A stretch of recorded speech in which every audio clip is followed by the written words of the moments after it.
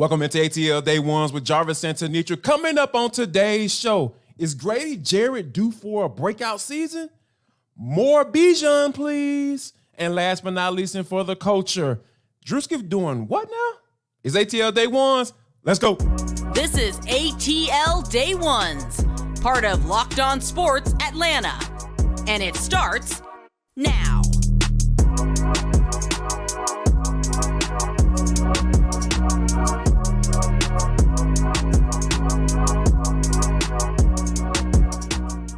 I want to start by saying thank you for making ATL Day Ones your first listen of the day. Remember, we are free and available wherever you download your podcast. And wherever you download your podcast, make sure that you leave us a 5-star review. Really appreciate that from you in advance. ATL Day Ones is part of the Locked On Podcast Network, your team every day. Coming up in 10 minutes.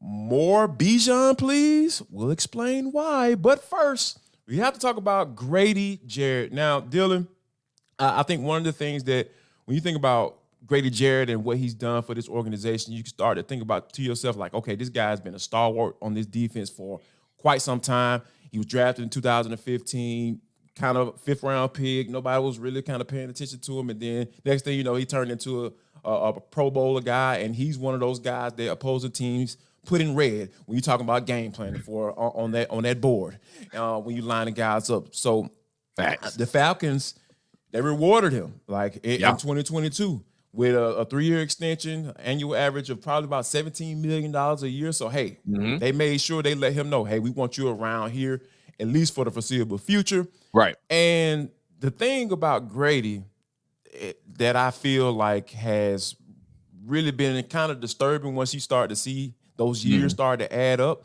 is the fact that this dude has played a lot of snaps.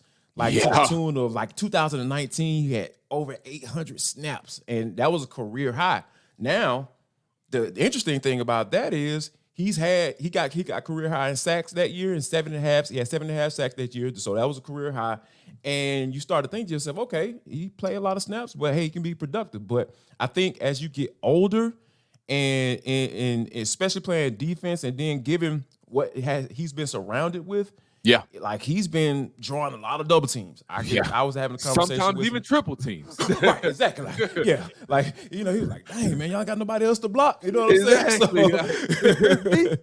So, so when you think about all those things and what Ryan Nielsen is trying to do, fast forward, here was Ryan Nielsen. Okay, we want you to get you on a snap kind of system, right? Right. We want to say, hey, 3 in, 3 out. Give me all you got on those 3 snaps, and then you coming out. And because you have guys that can rotate in and give you and be serviceable as well. So I think right now, for me, I don't know about you, Dylan, but I'm thinking this might be a breakout year for Grady Jarrett. What say you? This is definitely a breakout year for Grady Jarrett. You said it beautifully, Jarvis. He really hasn't had that talent beside him that opposing teams have to be like, dang, not only do they got Grady, but we got to watch out for this guy too. We ain't going to be able to block them both. We're going to have to just hope our one-on-one guys can hold up. Right. That hasn't been the case for Grady Jarrett. They've been like, you know what? We ain't worried about these jokers over here.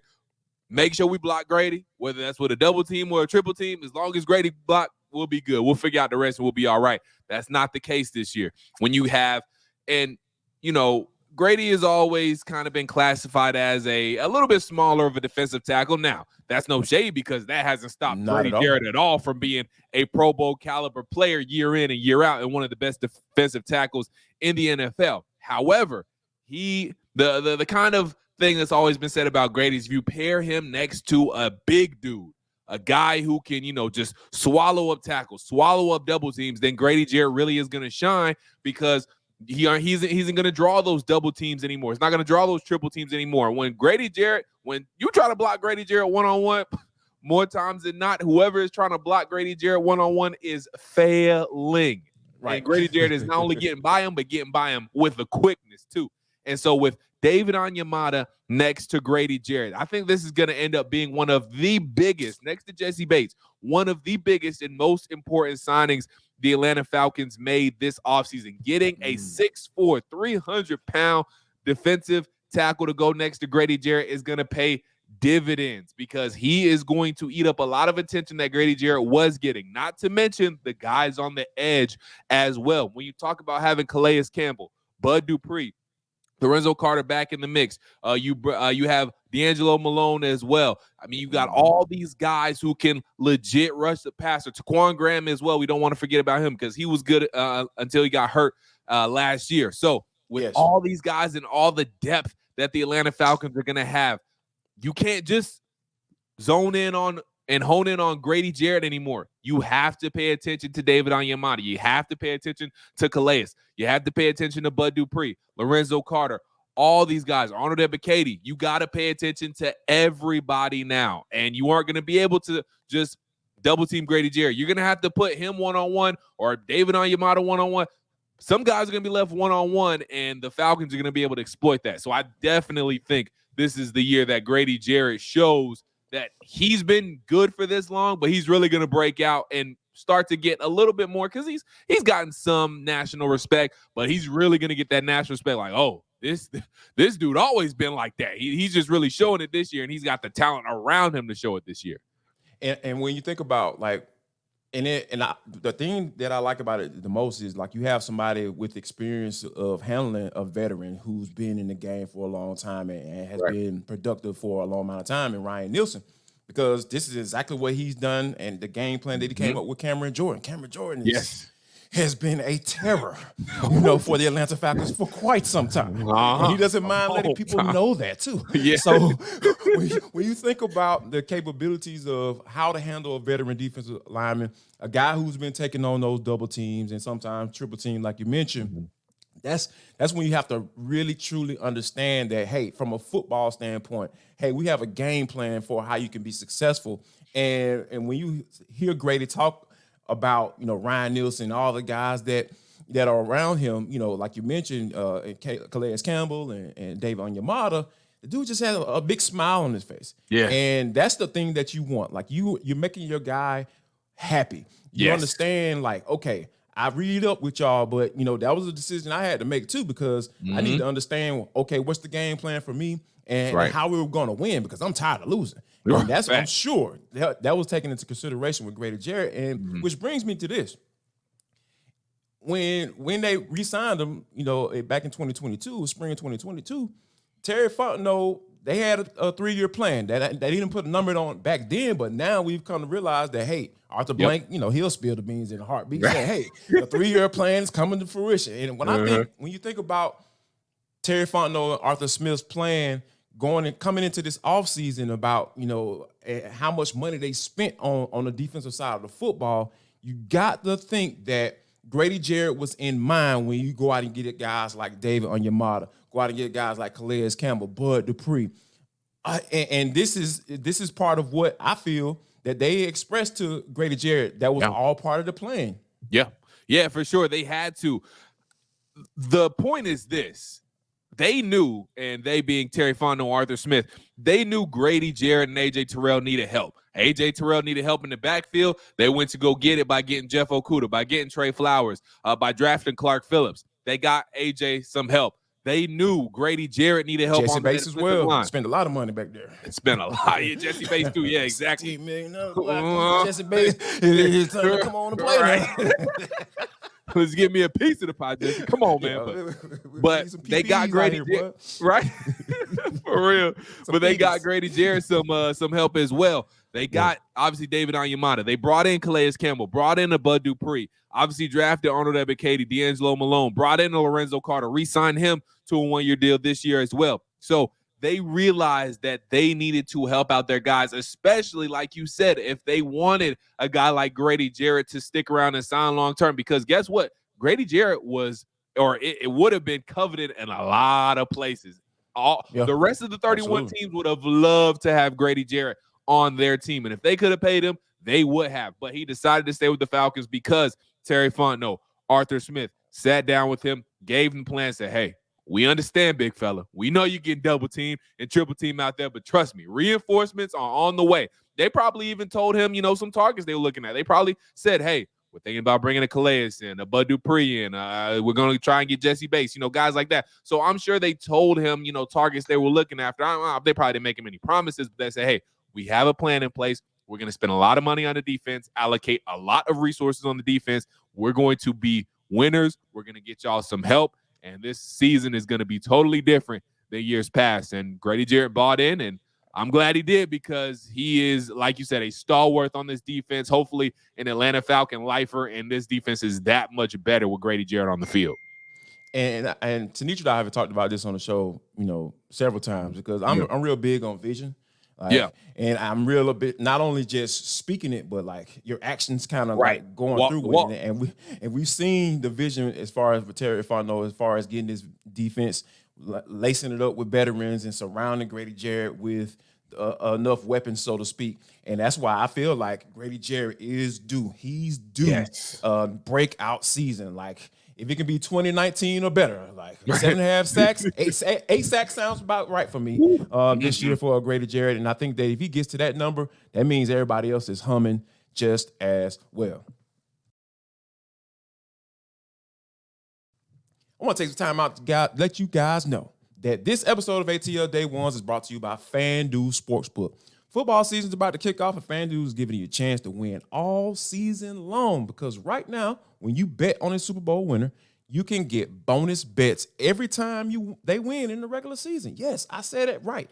Every time the Falcons win and you bet on them to win the Super Bowl, you're going to get some bonus bets. Guess what you can do with those bonus bets? You can bet on the spreads, you can bet on player props, over-unders, and more. I just talked about 7.5 sacks. That was Grady Jarrett's career high in 2019. Go ahead and bet the over on that bad boy. You know what I'm saying, man? Come on, man. Stop playing around. Put some money on this thing so you can win. Scared money don't make no money. So here's what I need you to do. Go to FanDuel.com/lockedon and start earning bonus bets with America's #1 sportsbook. That's FanDuel.com/lockedon. FanDuel.com/lockedon. LOCKEDON. FanDuel. It is the official sportsbook betting partner of the National Football League. It is ATL Day Ones with Jarvis and Tenitra. Dylan Mathews filling in, for the second consecutive day. Guys was rocking with Dylan. We got a lot of people, man. I'm telling you, man, everybody was in the comments like, yeah, man, I like my boy Dylan. That's my dog. He is the host of the Hometown Take on 929 The Game from 5 a.m. to 6 a.m. For those you want to check that bad boy out, after you check us out and download whatever you download your podcast, man, we're right here, free and available on YouTube as well. Now, Dylan. Now, Arthur Smith told us yesterday, he was running out through a few names and saying that, hey, man, these guys aren't going to be around for a couple weeks. Like, wait a minute, hold up, coach. What you mean? Few weeks? What you mean? Right. And one of those names I thought was very interesting. Cordarrelle Patterson is going to miss a couple weeks. Now, we're just probably about 3 weeks or so-ish, away from the opener against the Carolina Panthers. Right. Now, I started thinking about, touches. I'm trying to do some math, man. I started doing some math, right? You know what I mean? Because, Cordarrelle Patterson a little up there in age. Yeah. And when you think about guys coming off an injury, you don't immediately thrust those guys back into the fold. No. You got to have a little ramp-up period. Yeah, so got to ease them in. Yeah, you know what I'm saying? Like, you've been in the league for a minute. It's a bet, man. So for me, what I started thinking about is, given how Arthur Smith I feel like he's going to be in a room somewhere with the lights turned off trying to figure out how he's going to divvy up these touches each and every Sunday at 1 o'clock. I think the decision has been made. I think we're going to see more Bijan once the season starts, when you're talking about getting this guy the football as much as possible, whether it be handing it off or, throwing him getting the rock from Desmond Ridder. Yeah, I definitely think more Bijan. Give me more Bijan. I'm all here for it. Now, of course, we want Cordarrelle Patterson to be back in the fold as soon as possible, because he brings a whole nother dynamic to this team, obviously as a receiver, as a ball carrier as well. But I'm not going to be mad at seeing the Rook a little bit more because of the things he can do as a receiver and as a ball carrier. And as Arthur Smith called him on many occasions, a home run hitter. So the more touches he gets, the more chances he has at hitting a home run and scoring some touchdowns for the Atlanta Falcons. So I think with having Tyler Algier and having Bijan, those two guys are enough, especially towards the beginning of the season where guys are going to be at their healthiest. Obviously when you get down towards the season, you get nicked up, banged up a little bit, but especially at the beginning of the season, guys are a little bit more healthier, a little bit more spry, got a little bit more pep in the step. That's an okay time for Cordarrelle Patterson to miss if he's going to miss any regular season time. Arthur Smith, like you alluded to, when he said Cordarrelle Patterson was going to miss a few weeks, he also said, they'll reevaluate probably a week before week 1 to see exactly where he's at. So yet to be seen if he's going to miss some regular season time, Cordarrelle Patterson. But if he does, I ain't tripping. Just put the rook out there a little bit more. Put number 7 out there a little bit more. Him and Tyler Algier can carry the backfield. They can hold the backfield down. CP, take your time. We're going to need you down the stretch. So however long you need to take, you don't got to rush him back. And look, that's the one good thing, Jarvis, about what the Falcons have this year. Not only on defense that we were talking about earlier, but on offense too. You have depth, and you're going to need it. That's one thing the Falcons have been lacking because of the salary cap restrictions and obviously things of that nature. So you've been having that problem in the past of, one guy gets hurt, there goes everything. We saw A.J. Terrell and Casey Hayward go down, and Cornell Armstrong, no shade, was trying to guard Jamar Chase, and that's a mismatch. Just be frank about it. That's a mismatch. But you won't have that this year. And then on offense, too, you aren't going to have any drop-off because Tyler Algier and Bijan Robinson are way, way more than capable of getting the job done. If Cordarrelle Patterson does end up having to miss the first 2 games, even the first 3 games, it's all good. Just let me get more Bijan. Yeah, because that's what everybody wants to see, right? Like, yeah. And here's the thing, like, not only more Bijan, I like what I saw with Tyler Algier last year. Yeah, that was a good look. That Tyler Algier snatch. People forget he broke the Falcons rookie rushing record, and he only played in 16 games. He wasn't even active week 1. People forget about that. So Tyler Algier, he can do some nice things too. And also, I think people forget last year he was pretty good catching balls out of the backfield. And add to this, like that record had stood before both of us were born. And we're in 2 different generations, right? Exactly. That record was up there for a long time. William Andrews, for those who don't know. Yes, he broke that record, 1979. Yes, that's what we're talking about here. I wasn't even a thought. Yeah, man, come on, man. Hey, mom and dad were just getting warmed up for me. You know what I mean? Like, I hadn't even got my brother yet. You know what I'm saying? So that's kind of where we at with it. But in all seriousness, though, I think that having multiple weapons, and I think just the depth, because I think that's kind of what we are. Like, that's the theme for me going in for the 2023 season, is the fact that not only the Falcons have some money to play with, like they spent right. Like, because I asked Arthur Smith yesterday after practice about bringing in certain guys and what does it mean to bring in those veterans. And I thought he said something that was kind of interesting. He started talking about like, not only bringing in guys who can play, but bringing the right guys who can play, because you can see how the effect that it has on the younger guys in the locker room, all the young impressionable guys, because hey, they trying to do what they need to do to stick around. Arnie Ebiketie, he's trying to do what he needs to do to justify this 2nd round pick. Man, I want to get more sacks anyway, as much as possible. How can I do that? And when you bring in a guy like Calais Campbell, bring in a guy like Bud Dupree, Arthur Smith kind of talked about like, hey, this is the right thing. He's like, you just don't spend money willy-nilly. Like, hey, you got to give shouts out to your scouting department, your pro personnel department, all that stuff. It's a lot that goes into it. People that just think that, hey, it's monopoly money, just go out and spend it. But I think that the interesting point that he made is like bringing in the right guys. And when you have guys, bringing in the right guys, and those guys still can play, it's not just you falling in love with a name, those guys are going to have that, give you that depth that you need in order to be able to make a run in your division. That's pretty much most people are saying, and I say this too, I feel like it's up for grabs at this moment. So when you have that type of depth that you can, hey, Cordarrelle Patterson, hey, the guy, what he can do on the field. If he goes down, if he's slowed in that first week or first 2 weeks, you're more than, like you said, you're more than capable to get the job done. Exactly. And two, the other point about this is, this will give us a chance to find out also, because there is going to have to be, life after Cordarrelle Patterson, and you're still going to want a little running back depth.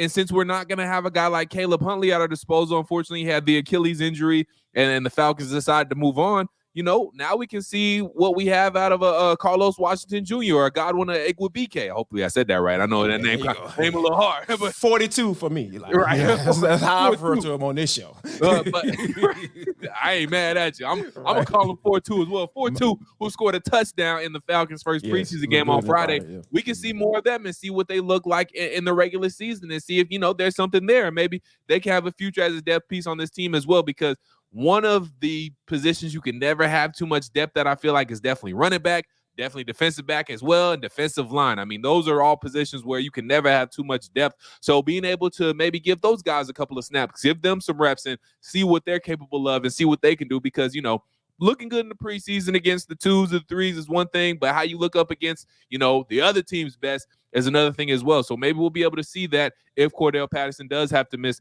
a little extra time. So, I don't think it's necessarily a bad thing with Tyler Algier and Bijan obviously at the tip of the spear, seeing what we have in a Carlos Washington Jr. and 4-2 as well.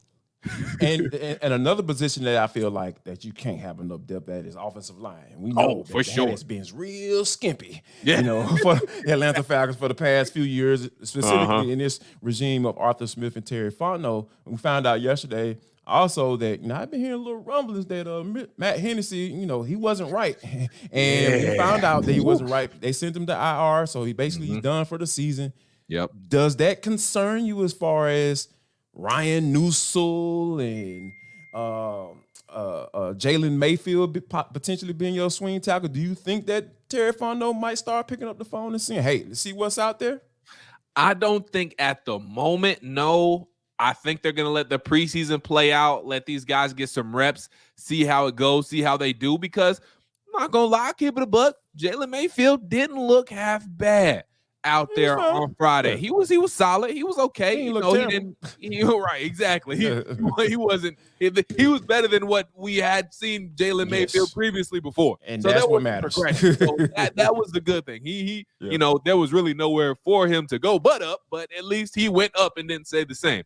But with all that being said, between him, Ryan Newsell, I think Terry Fontenot will see what he has in those guys as of right now. If they're not looking good in preseason, then we may see him venture out, maybe bring in some more bodies and maybe try to find a solution there. It definitely does concern you because, again, you want all the depth you can get. And Matt Hennessy was a guy who started 17 games for you at center in 2021, played in 11 games last year, and, was going to be your, again, a swing guard, center. I mean, just a good depth piece at offensive line, which, again, like you said, you can never have too much depth at. So losing him definitely is a big piece because that was a good depth piece. And look, he was competing for that starting left guard position with Matthew Bergeron. I think at the end of the day, we all wanted to see Bergeron anyway, but this isn't the way we wanted to see Bergeron. We wanted to see him win the job outright, going up against Matt Hennessy, not kind of getting it by default, because that's kind of what it feels like now, honestly, with Matt Hennessy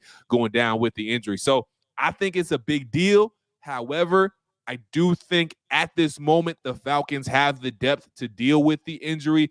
But again, second preseason game is going to be on Friday, even though we will see the starting offensive line to start the game.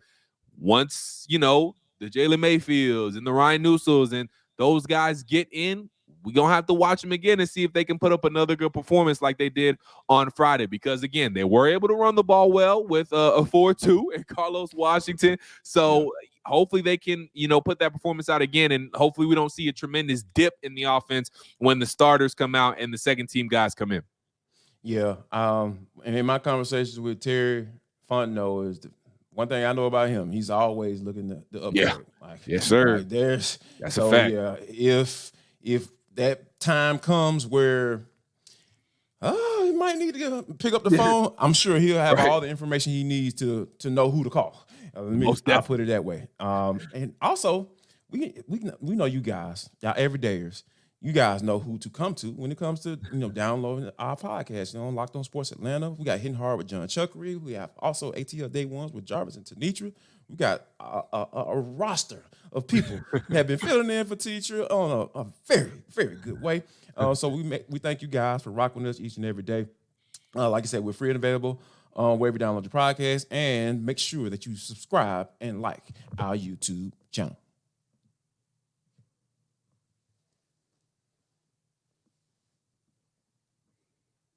But Dylan, this is For the Culture. It is the intersection between sports, entertainment, the culture, and sometimes whatever the hell we want to talk about, because that's just how we get down on this show. Today is no different. Man, when you think about like internet sensations, the first guy that comes to my mind is definitely not because, that's what we're about to get ready to talk about. But Drewski is a dude that just literally knows how to market himself and had just turned into a social media superstar. So, definitely. Hey, he's not stopping at that, comedian, entertainer. But Druski has decided to start his own sports agency. Ooh. Now, for those of you, like, what? Druski? He got some little bits where he has the whole kind of the mock, record label and all that stuff. Could have been but nah. Right. Could have been. For those you don't know what we're talking about, please look that up. But Druski is a funny dude. Yes. I actually love what he's been doing. So, but he started a sports agency, and his first client is kind of a big deal. Guy getting ready to go into the NFL. Plays for the University of Florida. And and his name is, like, y'all bear with me. Here we go. You know what I'm saying? Here we go. Princely Umanmi Ellen. Yes, the star guy, that is his first client, and looks like he's getting off to a pretty good start, Dylan. Yeah, I mean, I'm not. Jarvis said the name. I ain't even going to attempt to try and say his name again. I like that. If you missed it when Jarvis said, I'm calling man Prince. Mom named Prince. I'm calling Prince. Prince. That's exactly him. Signing Prince is definitely a big deal. And look, in the article that you sent me, Jarvis, Drewski's trying to take this serious. It's not like Could Have Been, which is like his mock record label, where it's really just kind of a funny kind of satire type of deal. It's not serious. The videos are funny, but he's not actually trying to sign real artists and start a record label up. It's all a skit.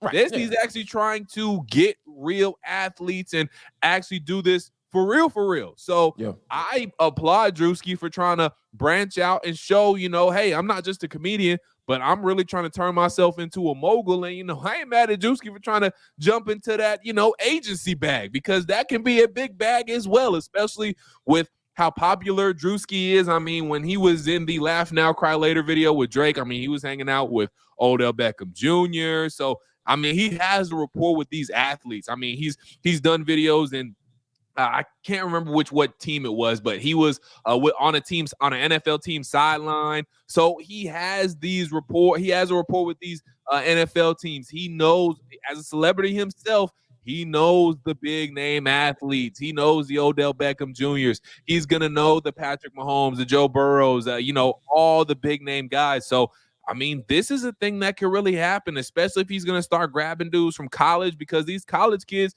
they know Drewski. They watch Drewski. They feel comfortable with Drewski. They make them laugh. And look, you can make somebody laugh. You can do a little business with them as well. Right. So I definitely salute Drewski for, branching out into this avenue, and I wish him nothing but the best. And, look, if he seems like even though he's a funny dude, we know him as a, joking person and, hard to take him serious.